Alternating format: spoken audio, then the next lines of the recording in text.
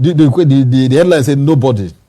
Am I right? Yes, nobody can expel J5. Maybe because he is convinced that the person who can... Leave his conviction now. Let's leave his conviction. Let's look at the law. Okay.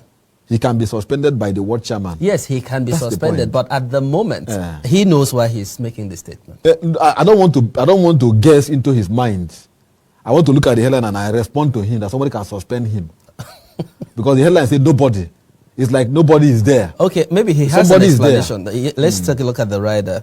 After he said nobody can expel J5 from PDP, he says something wrong with PDP for Obasanjo to support to be as Tommy Edwin Clark, Father Ibube, Monso, back ex-president choice. Nothing will make Benue lose to APC. Expect 1 million votes in Delta. So those ones. But then, basically, it does appear, because there is a level of conviction you have based on what you've seen on the ground that may not be open for everybody to see. And it will propel you to make certain audacious statements. No, as a political pundit, I don't want to agree with him. That is why I immediately refuted that statement. Because if you look at like I said earlier, political parties are like social clubs. They have their rules, their constitution that binds them. And so when you breach it, the constitution will come against you. So if Wike has breached the constitution and the party wants to enforce it, they will follow the procedure, and which is that the ward chairman will suspend him, then the local government chapter will uphold it, state council, the state level will endorse it, then the national body will now rectify it. What if the ward chairman does not suspend him? That is what if. But the point is, when you say nobody, you simply write off every person. But I'm telling you that the party has a structure and it has a procedure for disciplinary actions being taken against erring member like him. We know.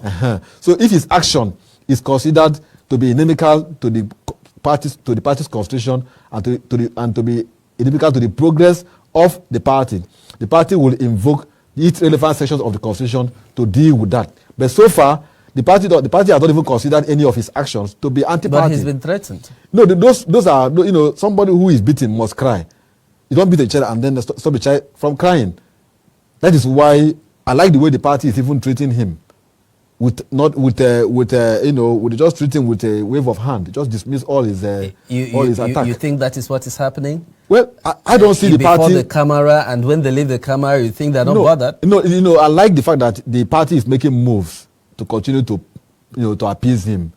Governor of Akwa Ibom State, Udo Emmanuel, who is the chairman of the PDP National Campaign Council, went to him, met with him, talked to him. But nobody knows what the governor went to say, because when they came out, they said it was a visit of love. Let's leave what the governor said. The governor is the chairman of the Atiku Abubakar's campaign council. He couldn't have gone there. He couldn't have gone there to discuss project of the state of Akwa Ibom State. But what we couldn't have gone there to discuss love letter or love issues. What is on record is that it was a love visit, a brotherly visit, maybe to say Happy New Year. The governor Odom said he missed Wike. He said so. Why did he say so? Because he is the chairman of the campaign council and he missed his brother who is not there with him. So, give or take, the meeting was a political meeting that has to do with Wike's position on the party's But they denied candidate. that fact. So leave the public denial, because leave the public denial. No. If the only fact we can work on is the facts of that statement.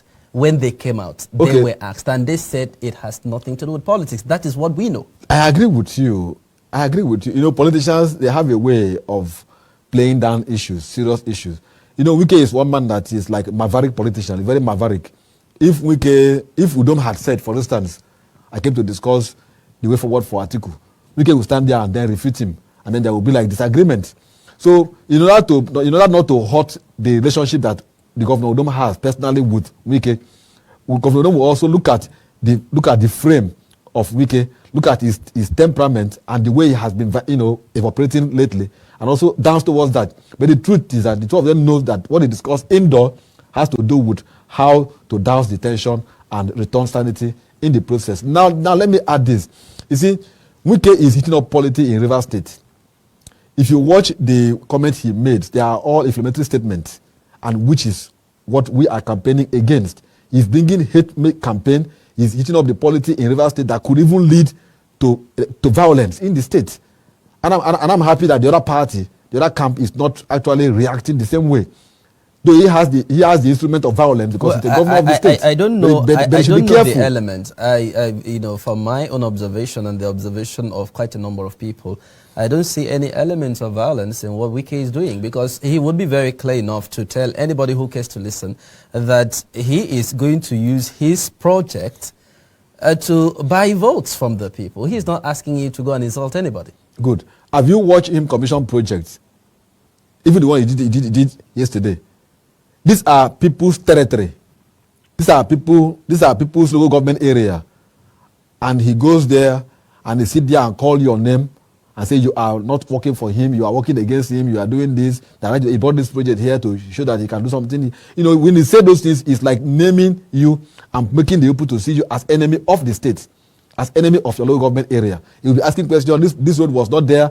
Even when you have certain person, your son is from here, he didn't do it, I have brought it to you. You know, he tried to bring you out and put you against your people. That is element of violence. Now let's even leave that.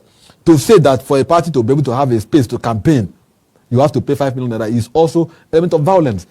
Because when he campaigned for governorship of the state, he did not pay such money as deposit to any governor, to any person who was there. So what your actions and inaction can lead to what can be called violence. So I want to urge or appeal to the governor of Rivers State that he should be a good politician. He should have a good sportsmanship spirit. If Wike had become the PDP's candidate, I doubt if this crisis would have been there.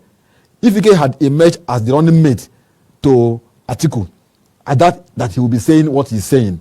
But he has lost in both sides.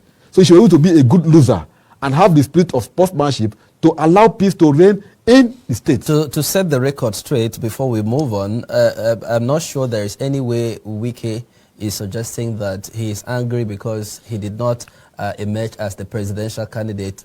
Neither is he angry because he was not chosen as the running mate. No, let me counter what you are saying. What Wike has been saying from day one is that he's not comfortable with a situation that the presidential a position and the chairmanship, national chairmanship of a party goes to one zone. That is what he's been saying. Since when did he start saying that? I ask you. Since you want to counter, you want to say the record straight. Since when? But is it not what he has been emphasizing? Since when? That is the point. He started saying this thing when he lost the conventional, when he lost the party national, the party presidential seat ticket. But there was an agreement prior to that time. I'm coming now. Leave agreement. He started saying it when he lost the running mate's position. Now he has lost these two. He now returned back to use advocacy of parachute, the agreement that we had. Which agreement did you have? I'm not a party member, but I'm simply saying that if Wike were to be sincere to his cause, he knew when the party met in Asaba and they said, we have to abolish zoning. He would have said no, zoning will stand. But the Asaba Accord did not say zoning will stand. That is why Wike went to the contest. And even at the party's convention, he said that would emerge. He will support the person. Because he didn't say if somebody from the north emerge, he will be against the person. He didn't say so when he was making his speech in the PDP's convention. It was after he lost. He now came back and said there was an agreement that IU will resign. Okay. So let me ask you: if he lost like he did, and the party did the right thing by for whatever internal arrangement shifted, or IU resigned and the chairmanship came to the south, do you think this would have happened? I will even be among those that will advocate against that IU should resign, because it will bring more crisis for the party. Now let me just add this. Let's move on.